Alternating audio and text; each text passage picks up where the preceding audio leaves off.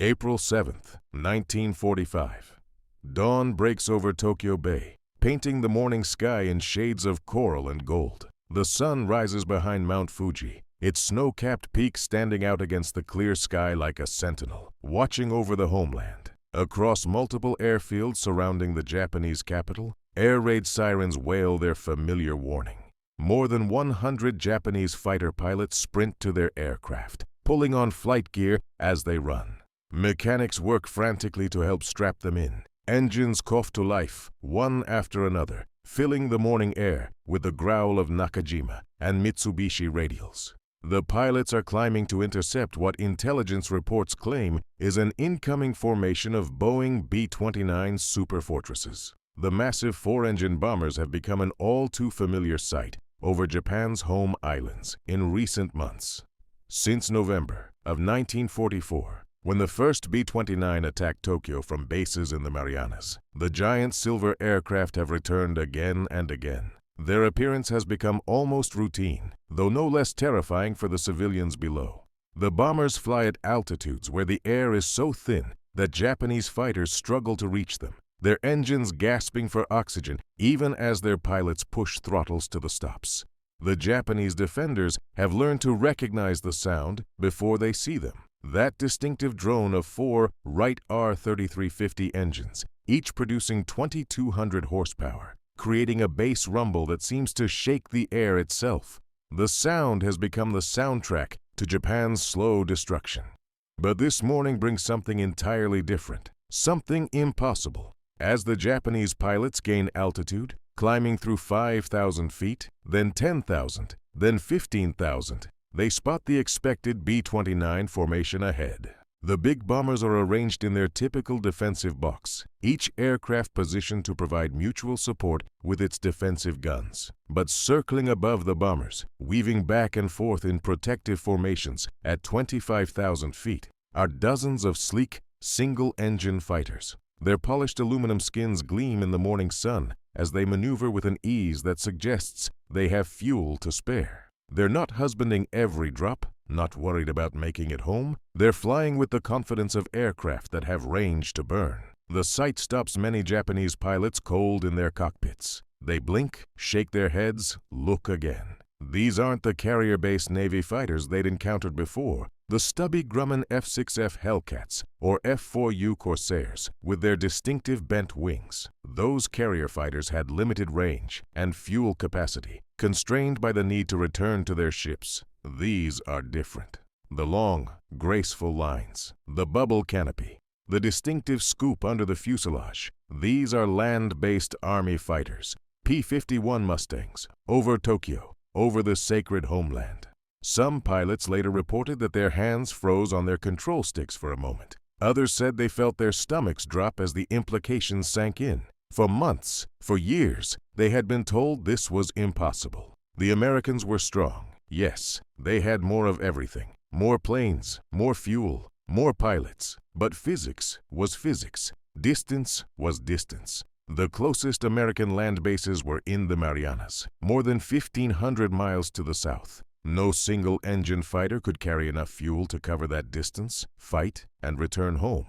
The laws of aerodynamics simply didn't allow it. Yet here they were. The psychological shock ripples through the Japanese ranks immediately. For years, their commanders had assured them this was impossible. The distance from any American land base to Tokyo was simply too great. Single-engine fighters couldn't carry enough fuel to make the journey. The tyranny of distance would protect the homeland. Yet here they were, 91 North American P-51D Mustangs of the 7th Fighter Command, circling confidently over the Japanese capital as if they owned the sky. One Japanese pilot would later write in his diary about that morning.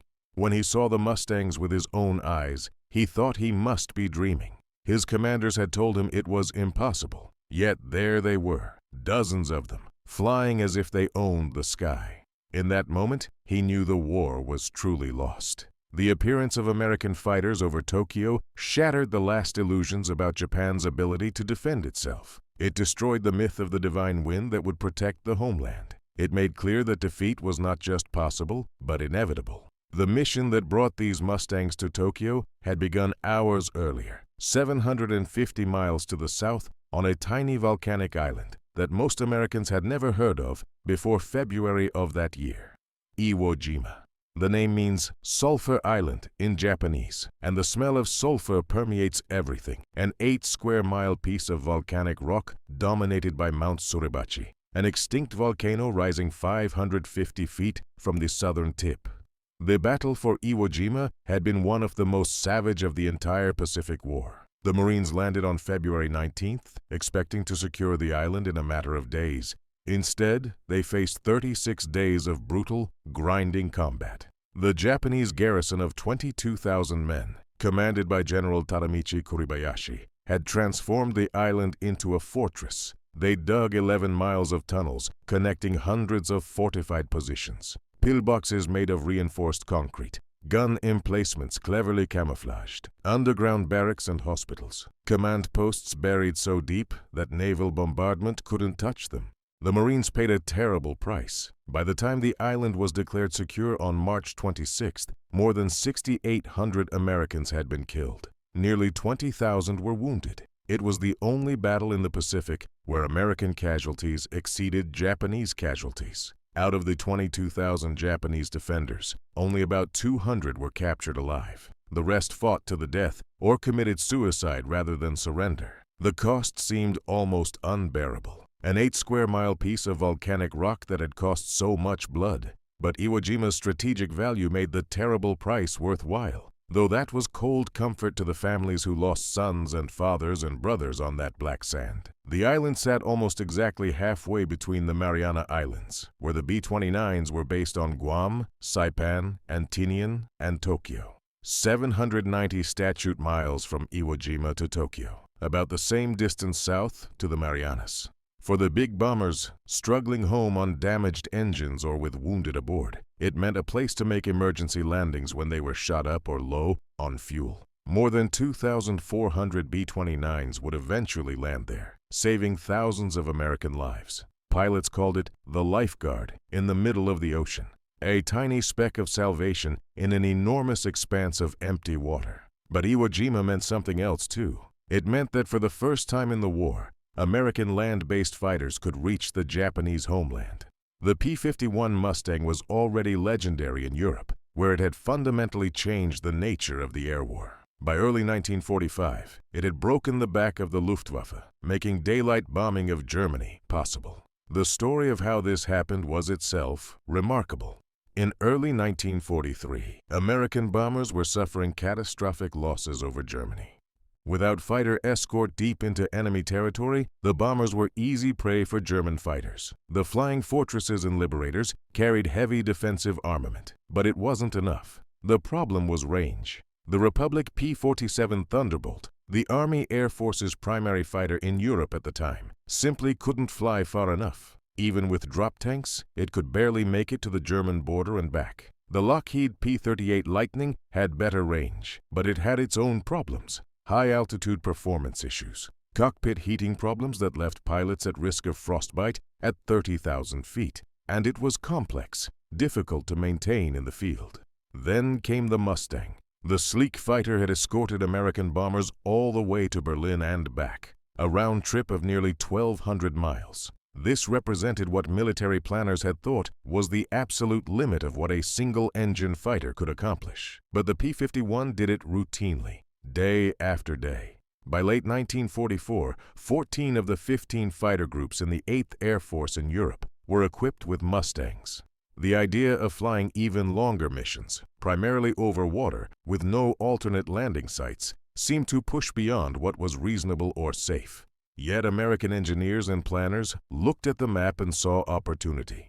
If they could take Iwo Jima, they could base fighters there. And if they could base fighters there, they could escort the B-29s all the way to Japan. Yet here's where American engineering and industrial might created something remarkable. The P-51D's incredible range came from multiple innovations working together. The aircraft's laminar flow wing, designed by North American Aviation's engineers, reduced drag by roughly 35% compared to conventional wing designs. Air flowed smoothly over a greater percentage of the wing surface, dramatically improving fuel efficiency. The Packard-built Merlin engine, licensed from Rolls-Royce, delivered exceptional power while sipping fuel at cruise settings, consuming just 65 gallons per hour at economical cruise power. But the real secret was fuel capacity.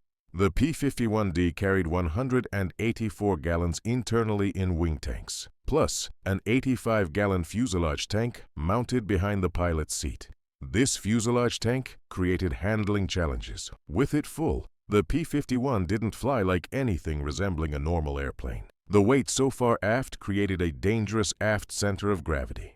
Pilots learned to burn down the fuselage tank first, before entering any kind of combat or difficult maneuvering. Standard procedure called for running the fuselage tank down to 40 gallons maximum before encountering rough weather or enemy fighters.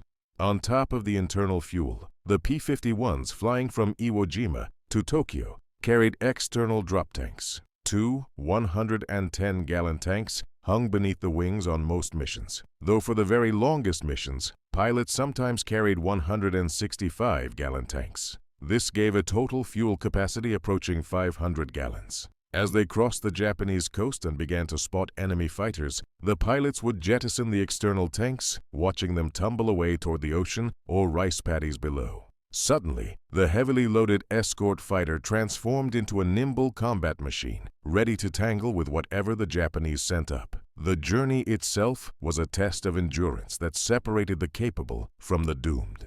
8 hours or more, strapped into a cramped cockpit, unable to stand, unable to stretch cramping legs. The physical challenges were enormous. Pilots dealt with legs that felt like they were being stabbed with needles, numb buttocks that made them wonder if they'd ever walk normally again. They couldn't leave their seats. They had only a relief tube to use, and at altitude, it often froze solid. The psychological strain matched the physical discomfort. Flying single-engine fighters on 1,500-mile round trips over a vast ocean with minimal navigation aids required confidence born of experience and trust in both machine and support systems. The ocean below was endless, featureless, hypnotic. Pilots checked their compasses constantly, wondering if the instruments were wrong, if they'd somehow gotten turned around in the clouds. Navigation was primitive by modern standards. Pilots flew primarily by dead reckoning and basic radio compass, timing their arrival to match the bomber's schedule within minutes. They had detailed weather briefings compiled from submarine reports and reconnaissance flights. They had maps updated from photo reconnaissance. They had functioning instruments manufactured to precise specifications. And they had rescue submarines stationed along their route. Lifeguard submarines that saved dozens of downed airmen, and PBY Catalina flying boats ready to rescue anyone forced down. One convenient aspect of the geography helped immensely. Tokyo lay between the 139th and 140th meridians east, while Iwo Jima sat between the 141st and 142nd. The magnetic variation in 1945 was just 3 degrees west. This meant that on the return flight, a pilot could simply fly south-southeast and know he would eventually see Iwo Jima's distinctive Mount Suribachi rising from the ocean, assuming he had enough fuel. This geographic coincidence proved crucial when weather deteriorated or pilots became disoriented in combat, their compasses spinning wildly during violent maneuvers. That first mission on April 7th went better than anyone had dared hope. 91 P-51s took off from Iwo Jima at 7:45 in the morning. They formed tight formations, then headed north over an ocean that stretched empty to the horizon in every direction. After hours over featureless water, they rendezvoused with their charges near Japan. 103 B-29 superfortresses of the 73rd Bomb Wing, each carrying tons of incendiary bombs destined for Japanese industrial targets. Captain Art Bridge of the 45th Fighter Squadron recalled the sight. The B-29s were just finishing their assembly in a grand circle as the fighters arrived. He could see the lead bombers at 12,000 feet, with the rest staggered back all the way up to 18,000. The sun glinted off their aluminum skins, and they looked like a school of giant silver fish swimming through the sky. His flight covered the point position and began to scissor back and forth to maintain proper airspeed and not get ahead of the bomber stream. As the formation crossed the coast of Honshu, the P-51 pilots released their drop tanks. More than 100 Japanese interceptors were scrambling from airfields around Tokyo. The silver tanks tumbled earthward, glinting in the morning sun, some exploding as they hit the ground, others bouncing across rice paddies. In short order, more than 300 aircraft converged in the flak-smudged sky over Tokyo Bay. The Japanese defenders flew a mixed force that represented nearly everything left in Japan's inventory. Nakajima Ki-84 Hayates, the newest and best Japanese fighter, capable of matching the P-51's performance under ideal conditions, but also older types, Ki-43 Hayabusas, Ki-44 Shokis, Kai-61 Heians. From the Navy came Zeros and the newer N-1K2J Shiden interceptors. It was a desperate scramble of whatever was flyable and had fuel. Major James Tapp, who would later become an ace with 8 confirmed victories, was one of the first Mustang pilots to tear into a formation of Japanese fighters. Years later, he described the engagement with clinical precision. The Japanese came at them in the traditional 3-plane Shotai formation, but their coordination was poor. The flight leader would commit to an attack, but his wingmen often failed to follow through. They seemed hesitant, perhaps low on fuel or ammunition, or simply inexperienced. The Americans dove through them with a 100-mile-per-hour speed advantage, fired quick bursts, and Zoom climbed back to altitude before the Japanese could react. This breakdown in Japanese tactical coordination reflected a crisis in pilot training that had reached catastrophic proportions. By 1945, most experienced Japanese pilots were dead, killed over the Solomons, New Guinea, the Philippines, or in the Marianas Turkey Shoot. Replacements received as little as 50 hours of flight training before being thrown into combat. Compare this to the 600 hours American pilots received before deploying to combat theaters. The difference was stark and deadly. When the smoke cleared and the Mustangs returned to Iwo Jima, the Sunsetters of 7th Fighter Command were credited with 26 Japanese planes destroyed, 1 probable, and 5 damaged. The cost was 2 P-51s and 1 pilot. Only 3 B-29s had been lost, 2 to flak and 1 to an aerial bomb. It was an auspicious start to what would become 51 very long-range missions before victory over Japan Day. The Japanese defenders faced overwhelming odds that went far beyond just numbers. Their best fighter, the Ki-84 Hayate, meaning Gale, looked competitive on paper. Allied intelligence had given it the reporting name Frank, and American pilots who encountered it learned to treat it with respect. Powered by the Nakajima Homar 18-cylinder radial engine, it was rated at 2,000 horsepower at takeoff, using water methanol injection to boost the supercharger. The aircraft featured heavy armament, typically 2 12.7mm machine guns in the nose and 2 20mm cannons in the wings. Some variants carried even heavier firepower, with 30mm cannons for use against B-29s. Early testing had shown promise, with prototypes reaching 387 miles per hour in level flight when everything worked perfectly. Some pilots claimed speeds up to 427 miles per hour under ideal conditions with high-octane fuel and perfect engine tuning. The aircraft could climb quickly and maneuver well at medium and low altitudes. In the hands of an experienced pilot with a well-maintained aircraft and good fuel, it could hold its own against anything the Allies flew. But those conditions, ideal conditions, simply didn't exist by the spring of 1945. But the reality of late-war Japanese production told a dramatically different story, one of declining quality, desperate improvisation, and systemic failure. Pilots and crews learned that the Homar engine, while theoretically powerful and advanced, suffered from chronic reliability problems that worsened as quality control collapsed. The engine required precise tolerances that Japanese factories, under constant B-29 bombardment and lacking quality steel and aluminum, could no longer maintain. Many landing gear units were compromised by poor quality heat treatment of late-war Japanese steel. The steel often contained impurities that made proper hardening impossible. As a result, many Hayates suffered strut collapses on landing, writing off aircraft that Japan could not afford to lose, and killing pilots that took months to train. The disparity in production quality reflected the broader industrial crisis facing Japan. a nation that had gambled everything on a short war and lost. While American factories maintained consistent quality standards despite massive production volumes, actually improving quality as production techniques were refined, Japanese manufacturing deteriorated precipitously. Progressive deterioration in quality control meant pilots never knew how individual aircraft would perform, whether the brakes would work, whether the engine would hold together at high power settings, even whether they would be able to climb high enough to intercept B-29 superfortresses cruising at 30,000 feet.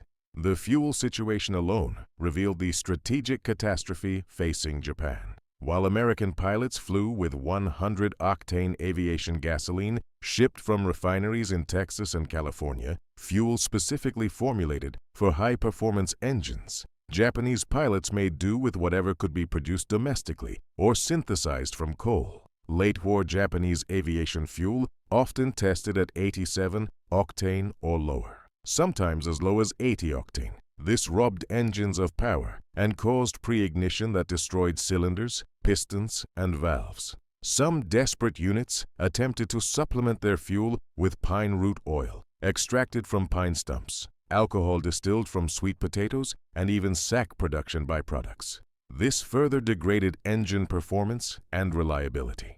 Pilots reported engines that would barely start, ran rough at all power settings, and often failed catastrophically in flight. It required 200 pine stumps to produce 1 gallon of barely usable fuel. The performance differential became starkly apparent in combat, particularly in the vertical dimension where air combat was increasingly fought. The P-51D's superiority was particularly evident above 20,000 feet, the altitude where most interceptions took place. At these altitudes, the Merlin engine's 2-stage supercharger maintained near sea-level power, while Japanese engines struggled for breath. The first stage compressed the thin air, cooled it through an intercooler, then fed it to the second stage for further compression, delivering dense oxygen-rich air to the cylinders. The Ki-84's single-stage supercharger, lacking an intercooler in second stage, caused power to drop off dramatically above 20,000 feet. This reduced its speed advantage and climb rate precisely where most interceptions occurred. At 30,000 feet, the Ki-84 could barely maintain 350 miles per hour, while the P-51D could still achieve 420 miles per hour. Lieutenant Jerry Yellen of the 78th Fighter Squadron described a typical engagement with vivid detail. They'd spot the Japanese climbing up to meet them, leaving dark exhaust trails as they firewalled their throttles. But by 25,000 feet, the Japanese fighters were wallowing like fish out of water. Their engines were smoking, probably running too rich because their superchargers couldn't provide enough air. The Americans would dive through their formation with their .50 caliber guns blazing, the tracers looking like laser beams. The Japanese simply couldn't match American speed in the dive or the zoom climb afterward. The Merlin would sing as they pulled up, G-forces crushing them into their seats, while the Japanese radials would cough and sputter, struggling to maintain power. But the greatest threat to the Mustang men wasn't the enemy. It was weather.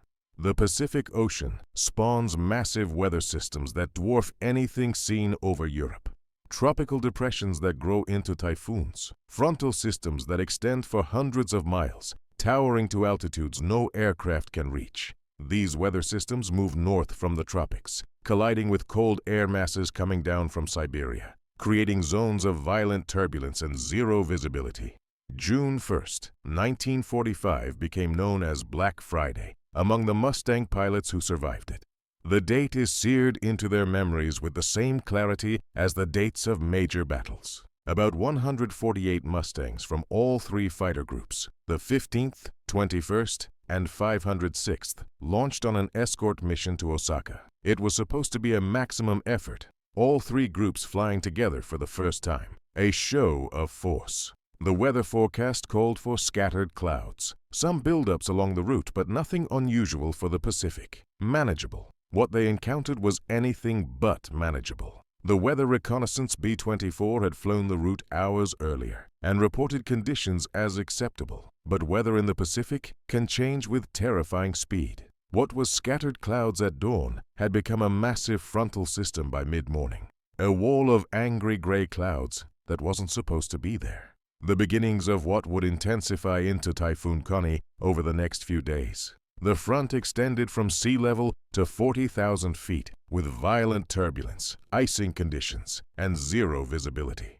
Pilots who entered it described conditions unlike anything they'd experienced. Pilots reported St. Elmo's fire dancing on their wings, the eerie blue-white glow of ionized air crackling around metal surfaces. Compasses spun uselessly, the magnetic fields disrupted by the electrical activity in the clouds. Artificial horizons tumbled as their gyroscopes gave up, trying to make sense of the violent motion. Rain came not in drops, but in sheets, hammering against windscreens so hard, pilots thought the plexiglass might crack. Some pilots became disoriented in towering cumulus clouds, unable to tell up from down. Without visual references and with instruments failing, spatial disorientation set in quickly. Some entered spins they couldn't recover from. Some flew into each other, finding themselves suddenly in the same piece of cloud, glimpsing another P-51 just before impact. Some simply ran out of fuel while trying to find clear air, their engines coughing and dying as they searched desperately for a hole in the clouds. 27 aircraft were lost in minutes. 25 pilots never came home. 2 losses were due to mechanical failure. 1 was a collision with another type of aircraft. But fully 24 losses were due to weather. It was the largest single loss of Mustangs on any mission in Europe or Asia during the entire war. This disaster illustrated that even for the technologically superior Americans, very long-range missions pushed men and machines to their absolute limits. 3 men who went down survived Black Friday to fly another day. Lieutenant Lawrence Grennan nearly made it back to base, bailing out just 10 miles from Iwo Jima. He was picked up by the Navy. Lieutenant Thomas Harrigan was spotted by a PBY and picked up by a ship after 2 days at sea. Lieutenant Arthur Burry bailed out of his aircraft and rode out what would become Typhoon Connie in a tiny raft, alone. He was miraculously located by the submarine USS Truta after 7 days adrift. The physical demands of these missions took a toll that's hard to fully appreciate. Lieutenant Joe Fahey described what it was like. You're aching all over. You're exhausted. You're hungry. You've got a cramp in your leg. The only way to make a cramp go away is to stand and put weight on it. But you can't stand in a cockpit. Usually, after landing, his crew chief had to pull him out of the plane. Major Tapp put it succinctly. VLR missions were a test of flying skill. Battling Japanese fighter pilots caused your adrenaline to flow, but getting from point A to point B was the hardest part. The ocean was endless, featureless, hypnotic. You'd check your compass constantly, wondering if it was wrong, if you'd somehow gotten turned around. Despite these challenges, the missions continued. On May 29, 1945, the Mustangs participated in what may have been the largest single aerial battle of the Pacific War. More than 600 aircraft were involved. The B-29s were hitting Yokohama, and both the Imperial Japanese Army Air Force and Imperial Japanese Naval Air Force responded in strength. The sky became a swirling melee of aircraft. Overall, the Mustang pilots claimed 28 confirmed victories for the loss of 3 P-51s and 1 pilot. It was the most successful 7th Fighter Command operation of the entire campaign. Major Bill Moore, commanding officer of the 506th Fighter Group, was credited with shooting down 3 Mitsubishi J-2M Raiden interceptors that day. He fired a deflection shot at the first and saw immediate hits, followed by the pilot bailing out. The second Raiden peeled off into a steep dive, and Moore followed. His Mustang overtook the Japanese fighter, and he fired from about 300 yards, sending it crashing into the ground. As the weeks passed, Japanese resistance weakened noticeably. Fuel shortages meant most Japanese fighters were grounded, their tanks drained to provide fuel for kamikaze aircraft. Those that did fly were often piloted by teenagers with minimal training, boys who had been in high school just months before. By war's end, the 47th Sentai, which had started April with 40 operational pilots, had just 3 remaining.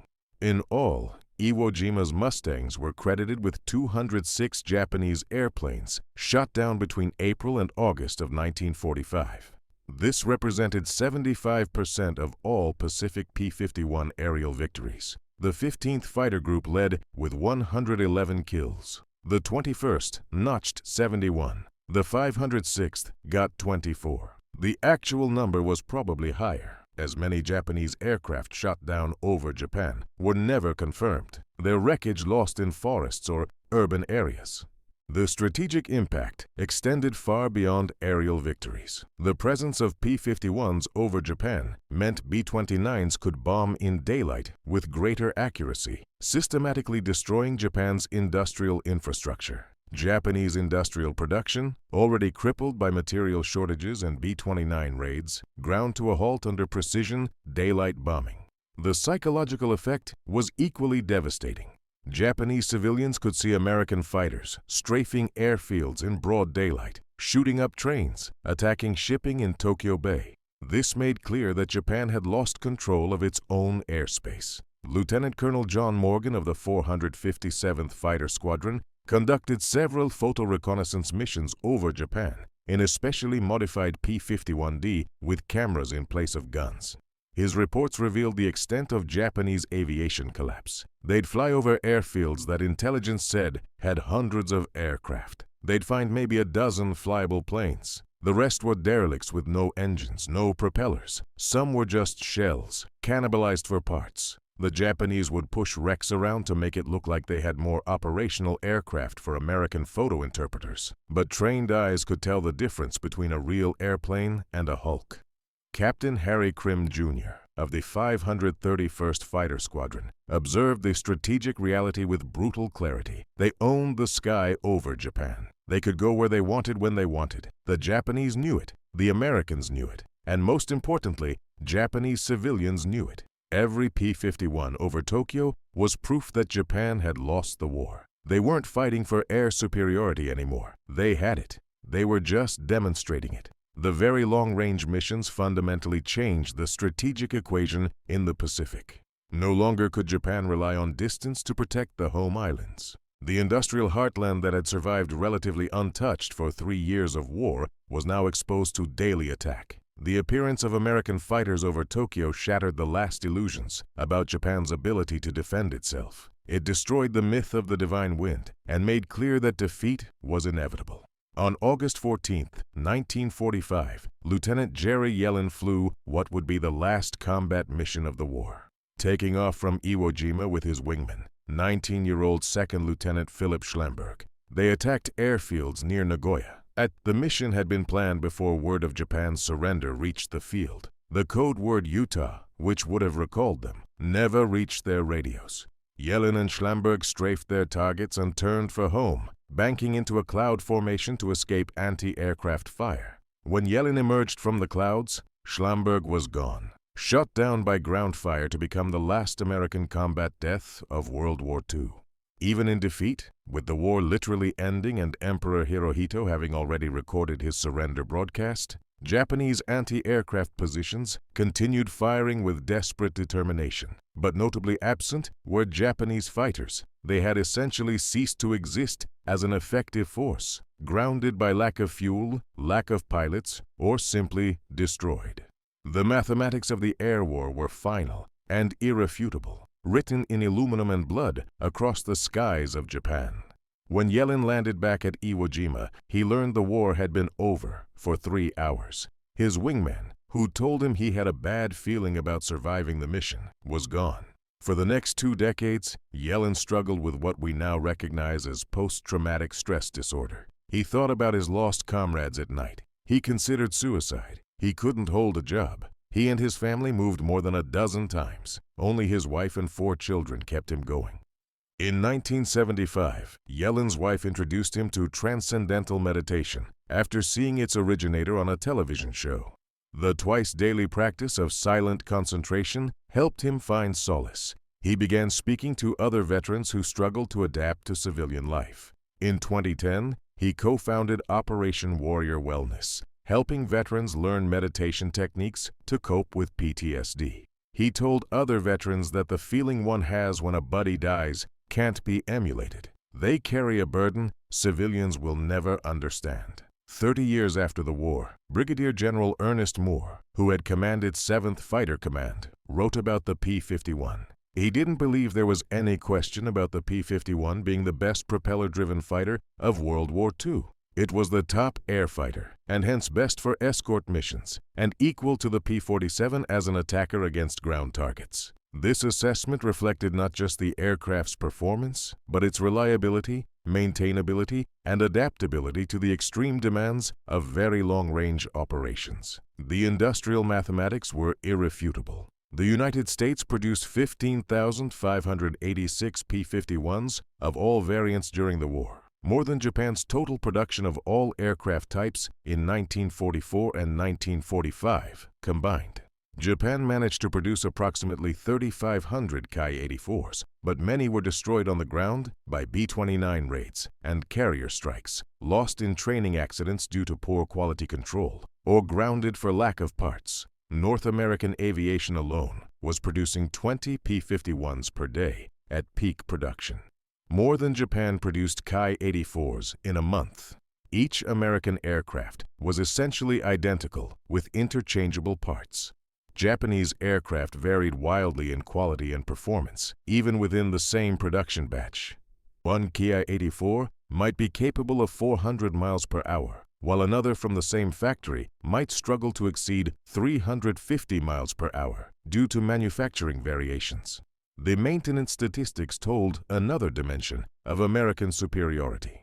P-51Ds at Iwo Jima maintained an operational rate above 80% despite harsh conditions, volcanic dust that got into everything, salt air that corroded aluminum, minimal facilities that meant most maintenance was performed outdoors. Ground crews could perform engine changes in 4 hours using mobile cranes and standardized procedures. Battle damage that would ground a Japanese fighter for weeks could be repaired overnight using prefabricated parts flown in from the States. The Ki-84, even when fuel and ammunition were available, suffered from serviceability rates below 40%, sometimes as low as 20%. The complex Homar engine required specialized tools that often didn't exist, trained technicians who were mostly dead or drafted into combat units, and spare parts that had to be hand-fitted because manufacturing tolerances were so poor. Out of 3,514 Ki-84s built,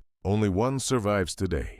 It sits in the Chiran Peace Museum in Kagoshima, Japan, a solitary reminder of Japan's desperate attempt to match American technological superiority. Meanwhile, hundreds of P-51 Mustangs survive in museums and private collections worldwide. Many still fly at air shows, their Merlin engines singing the song of American industrial triumph 8 decades after they first appeared in the skies over Tokyo. The disparity in surviving aircraft tells its own story. American aircraft were built to last, maintained with care, and valued as historical artifacts. Japanese aircraft were built for immediate use, expected to be destroyed in combat, and treated as expendable. The shock experienced by Japanese pilots encountering P-51 Mustangs over Tokyo was more than tactical surprise. It was the stunning realization that American industrial capacity and technological advancement had made even the impossible routine. Single-engine fighters flying 1,500-mile combat missions, arriving with enough fuel to fight for 2 hours and returning safely to base. This was beyond Japanese comprehension or capability. The P-51D Mustang over Mount Fuji was not just an aircraft. It was the embodiment of American industrial supremacy, technological innovation, and the inexorable mathematics of total war. The lesson was clear and brutal. In modern industrial warfare, superior technology multiplied by massive production equals victory. The P-51D Mustang represented American industry at its peak. More than 15,000 aircraft produced with consistent quality, flown by well-trained pilots, supported by unlimited logistics, and deployed with strategic precision. Against this, Japan's Ki-84 Hayate, despite individual courage and occasional tactical success, stood no chance. The shock of American fighters over Tokyo was ultimately the shock of mathematical reality. A reality that ended with atomic bombs over Hiroshima and Nagasaki, delivered by B-29s that no longer needed fighter escort because Japanese air power had ceased to exist. The Mustangs had done their job with ruthless efficiency. They had proven that distance was no defense, that industrial might trumped warrior spirit, and that technological superiority properly applied, was insurmountable. The Japanese pilots who faced them in those final months learned the hardest lesson of modern warfare. Courage alone cannot overcome the mathematics of industrial production, technological advancement, and logistical supremacy. The P-51D Mustang over Tokyo was proof that the age of the samurai had ended, replaced by the age of the production line, the supercharger, and the very long-range fighter escort. The divine wind had been conquered by science, the warrior spirit broken by industrial might, and the empire of the rising sun overshadowed by wings of aluminum and engines of steel. If you enjoyed this deep dive into one of the most remarkable aerial campaigns of World War II, please consider liking this video and subscribing to the channel. There are many more stories from the Second World War waiting to be told, and your support helps make that possible. Thanks for watching.